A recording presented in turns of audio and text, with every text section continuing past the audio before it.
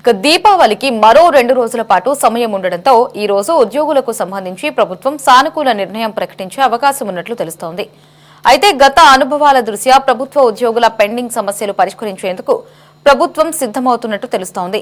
14 ఉద్యోగ సంఘాల నేతలను ప్రభుత్వం ఆహ్వానించింది. మరోవైపు ఉద్యోగుల ఆర్థిక పరమైన డిమాండ్లపై సీఎం చంద్రబాబు ఇప్పటికే సమీక్ష జరిపారు. ఉద్యోగుల పెండింగ్ అంశాల పరిష్కారానికి మార్గం చూపాలని సూచించారు. దీంతో ఆర్థిక శాఖ రంగంలోకి దిగింది. సీఎం చంద్రబాబుకు ప్రత్యేక నివేదిక ఇచ్చింది.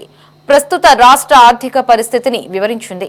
ఇటీవల కొత్త జీఎస్టీ విధానం అమల్లోకి వచ్చింది. దాదాపు 270 వస్తువులపై జీఎస్టీ తగ్గిస్తూ కేంద్రం నిర్ణయం తీసుకుంది. అందుకే ప్రభుత్వ ఆదాయంపై ప్రభావం చూపే అవకాశం ఉందని ఆర్థిక శాఖ చెబుతోంది. ఇక ప్రభుత్వ ఉద్యోగ సంఘాల నేతలతో ప్రస్తుతం ఏపీ కేబినెట్ సమావేశమైతే ప్రారంభమైంది. ఈ ఏపీ కేబినెట్ సబ్ కమిటీకి సంబంధించినటువంటి సమాచారం మరిన్ని అప్డేట్స్ గురించి మా కరెస్పాండెంట్ రామకృష్ణ ఫోన్ అందిస్తారు. రామకృష్ణ, అప్డేట్స్ ఏంటి? రాష్ట్ర ప్రభుత్వ ఉద్యోగులకు సంబంధించి వివిధ పెండింగ్ అంశాల మీద సచివాలయంలో మంత్రుల బృందం ఆధ్వర్యంలో గుర్తింపు పొందినటువంటి ఉద్యోగ సంఘాల ప్రతినిధులతో సమావేశం ప్రారంభమైంది. ఈ సమావేశంలో ప్రధానంగా ఉద్యోగులకు సంబంధించినటువంటి పెండింగ్ డిఏలు సహా దాంతో పాటు ఇతర అంశాల మీద మంత్రుల బృందం ఉద్యోగ సంఘాల ప్రతినిధులతో చర్చిస్తా ఉంది.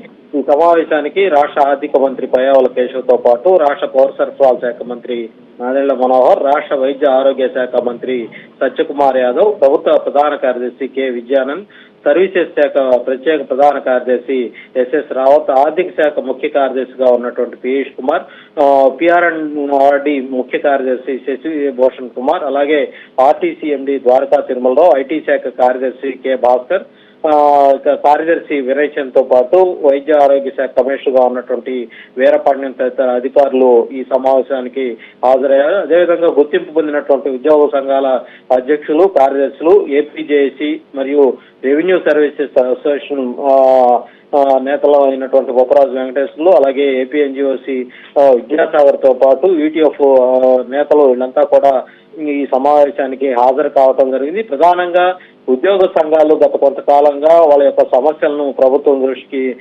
తీసుకొస్తా ఉన్నారు. వాటి పరిష్కరించాలని కూడా డిమాండ్ చేస్తున్నటువంటి నేపథ్యంలో ఇవాళ జరుగుతున్నటువంటి ఈ భేటీలో ప్రధానంగా కొన్ని అంశాలు కూడా మంత్రుల బృందం ముందు ఉద్యోగ సంఘాలు ఉంచబోతా ఉన్నాయి.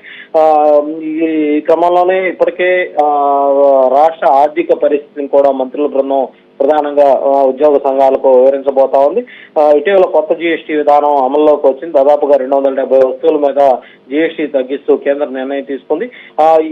ఈ క్రమంలో ప్రభుత్వ ఆదాయంపై ప్రభావం చూపే అవకాశం ఉన్నటువంటి నేపథ్యంలో ఆర్థిక శాఖ కూడా మంత్రుల బృందం ఉద్యోగులకు కూడా పూర్తి వివరాలను అందించి తద్వారా ఏ సమస్యలు పరిష్కారానికి ఇప్పటికిప్పుడు ప్రభుత్వానికి వీలు కుదురుతుందో ఆ అంశాల మీద ప్రధానంగా ఈ సమావేశంలో చర్చించే అవకాశం అయితే కనిపిస్తా ఉంది. ఏదేమైనప్పటికీ కూడా ఉద్యోగులు తమకు 11వ పిఆర్సీ బకాయిలు ఏవైతే ఉన్నాయో వాటితో పాటు పెండింగ్ లో ఉన్నటువంటి 4 డిఏలను అలాగే ముందు 2 డిఏలు చెల్లించాలని పట్టుబడుతున్నట్లుగా కూడా తెలుస్తోంది. 2024 అప్పటి వైఎస్ఆర్ కాంగ్రెస్ ప్రభుత్వం దిగిపోయే నాటికి ఉద్యోగులకు చెల్లించాల్సినటువంటి బకాయిలు ఏవైతే ఉన్నాయో సుమారుగా 25,000 కోట్ల రూపాయలు ఉన్నట్లు ఆర్థిక శాఖ ప్రకటించింది. వాటికి సంబంధించి కూడా ఉద్యోగులు సంఘాల నేతలు ప్రభుత్వం దృష్టికి తీసుకొచ్చి వాటిని కూడా చెల్లించాలని, అలాగే కూటమి ప్రభుత్వం అధికారంలోకి వచ్చాక ఈ బకాయిల్లో 7,500 కోట్లు చెల్లించడం జరిగింది. అయితే ఇప్పటికీ ఆ బకాయిలు ఇంకా 30,000 కోట్ల రూపాయలకు ప్రస్తుతం ఈ కూటమి ప్రభుత్వం అధికారంలోకి వచ్చిన తర్వాత గతంలో ఉన్నాయి కలుపుకొని 7,500 కోట్లు ఆల్రెడీ ఇచ్చేసిన పోను ఇంకా 30,000 కోట్ల రూపాయల బకాయిలకు చేరుకున్నట్లు తెలుస్తుంది.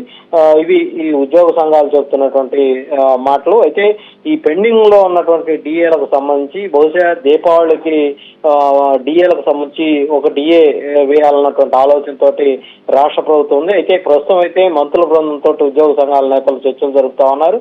మరి ఈ చర్చల సారాంశం ఏంటనేది మరికొద్దిసేపట్లో తెలిసే అవకాశం అయితే ఉంది.